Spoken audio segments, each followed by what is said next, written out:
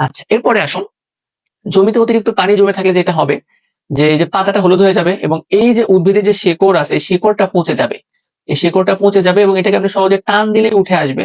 তো শিকড় পচে গেলে স্বাভাবিকভাবেই আপনি বুঝতে পারছেন যে আপনার আসলে এটা ভালোভাবে কাজ করবে না। আপনার ফলনটা ভালো হবে না। তো এর প্রতিকার হিসেবে আপনার অবশ্যই দেখুন এখানে সুন্দর একটা নিষ্কাশন ব্যবস্থা দেখানো হইছে। তো নিষ্কাশন ব্যবস্থা অনুযায়ী হচ্ছে পানিগুলা বের হয়ে যাচ্ছে এবং প্রয়োজন অনুযায়ী সালফেট প্রয়োগ করতে হবে, জিংক সালফেট। এটা আপনি অবশ্যই কৃষি অফিস থেকে পরামর্শ নিবেন। এবং বলা হচ্ছে যে ফসফেট সার আপনি একই জমিতে বারবার ব্যবহার করতে পারবেন না। এতে আপনার জমির উর্বরতাও কমে যাবে, ফলনও কমে যাবে।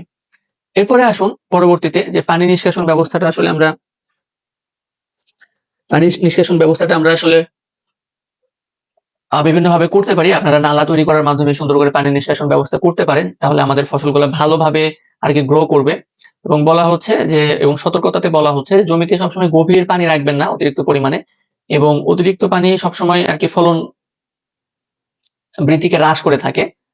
তো এরপরে দেখুন যে দেখানো হচ্ছে ভেজা অবস্থায় বলা হচ্ছে যে পর্যায়ক্রমিকভাবে ভেজা ও শুকনো পদ্ধতি অনুসরণ। এটা আসলে কি বোঝায় যে পর্যায়ক্রমে ভেজা ও শুকনা পদ্ধতি?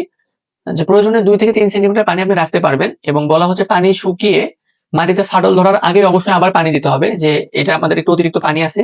এইটা মোটামুটি একটু ভেজা, ভেজা ভাব আছে ২ থেকে ৩ সেন্টিমিটার। কিন্তু যখন পানিটা এরকম পানিটা ফেটে যাবে এরকম শুকনো অবস্থা আসার আগে আপনি আবার পানিতে সেচ দিবেন যাতে ২ থেকে ৩ সেন্টিমিটারের মতো আপনার পানি থাকে জমিতে। তাহলে হচ্ছে আপনার ফলনটা বৃদ্ধি পাবে। এটাকে বলা হয় ভেজা এবং শুকনা পদ্ধতি অনুসরণ করা।